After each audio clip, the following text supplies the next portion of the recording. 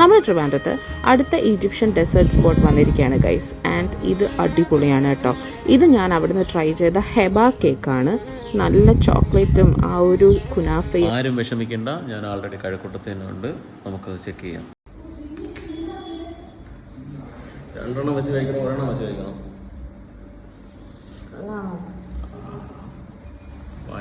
അങ്ങോട്ടും വരുന്നില്ല. യോ